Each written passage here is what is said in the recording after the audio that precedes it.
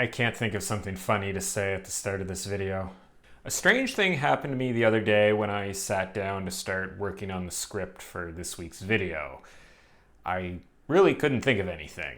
We kind of finished off all the perspective stuff last week, and I've got a few other ideas that I'd like to cover, but they all needed more work than I really felt like doing, so I was left with a bit of a problem.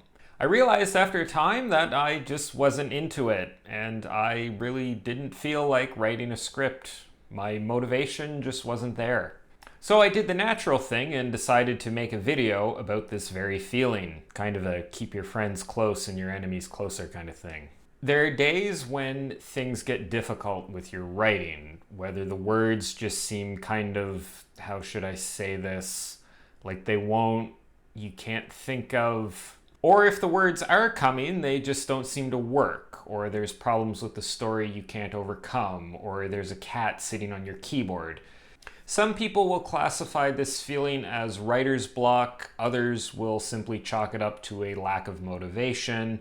Whatever you call it, it's common to have times where making progress on your writing becomes difficult. Your motivation gets zapped and things just become a struggle. While some will argue that there's no such thing as writer's block and that the whole thing is just a manifestation of laziness or other internal demons and that only beginners and novices rely on motivation and you should just power through, I don't think there's a writer out there who won't admit that some days are harder than others. Whatever you call it, there are some strategies you can employ to get past these times or at least make them easier. So with that, here are 3 strategies for overcoming those times when you just don't want to write. Strategy number 1, lower your standards, at least for a little while. Wait, is this video for the writing advice channel or the dating advice channel? Often when you're blocked or you're finding things difficult, it's because you don't know what should happen next in the story. Either you can't think of anything or you can't think of anything good. The first case is almost always actually the second case. I doubt you can't think of anything that could happen to move the story forward. If what's removing your motivation is your fear of writing a bad scene, you need to get past that feeling. And just like any other fear, it can help to face it. Write a scene, make something happen, get to the next point in your outline, whatever it takes to get things moving. When you do this, a few things will tend to happen. First off, you'll get past the point where you were stuck, which is ultimately better than being stuck there, and just the fact that you're making any progress at all might be enough to restore your motivation. Also, you'll often find that the scenes that you write during this time aren't all that bad. It can be really hard to judge your writing objectively as you're writing, especially in a first draft. I've gone back through old drafts where I know I've written bad scenes in times where I was in a slump, and for the life of me, I can't pick those scenes out. More often than not, it's the scenes that I'm really excited and enthusiastic about that end up needing the most work or having the most problems. So again, at the time of writing, it can be hard to tell how good a scene is. The takeaway from this is you don't necessarily need motivation in order to create good writing, and often we need to wait for some time to pass before we recognize good writing as good writing. Time can make us forget. Actually, time is arguably the only thing that makes us forget. Method number 2, don't forget your successes. Writing is a complicated and difficult process. If you've managed to make it 20 or 30 or 40,000 words through a draft, that's a success that you should celebrate. Even if you're 1,000 words deep into your novel, or even if you've just managed to come back for a second day of work, that's a success that a lot of people don't ever see.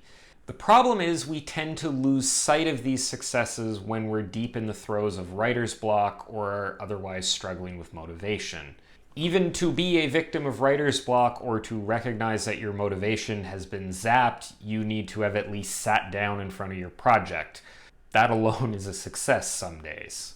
There's a tendency to overvalue negative information and experiences and to devalue positive emotions and positive experiences. While this is a good survival mechanism, it can wreak havoc on your writing process.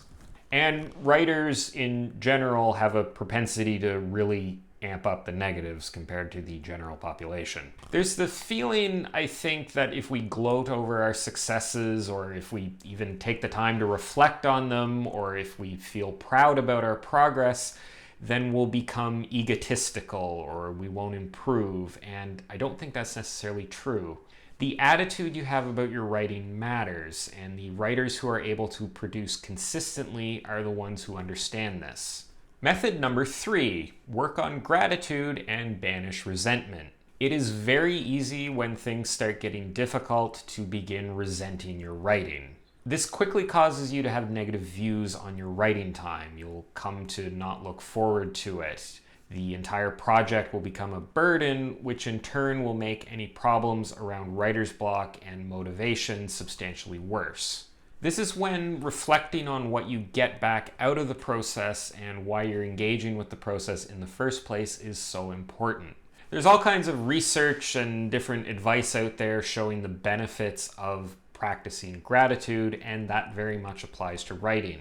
Being grateful for the benefits that writing brings to your life and reminding yourself of the positives that you gain from expressing yourself is the surest way to get past this resentment and get yourself back on track. Writing is a long-term journey that has long-term rewards and benefits, but in the face of the day-to-day struggles with motivation and writer's block, it can be easy to lose sight of those things. Yes, writing is difficult. Yes, it might interfere or just be another layer added on top of all the other things you need to deal with in your life.